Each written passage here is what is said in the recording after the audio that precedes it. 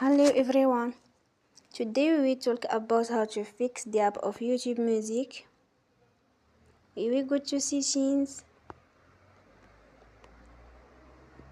then we click on apps. After that we will search the app YouTube Music and we click. Then we will on for stop. After that we will go to storage. Then we click on clear cache. You will go to Play Store and you will update your app. Don't forget to support us by like and subscribe. See you next time and thank you for watching.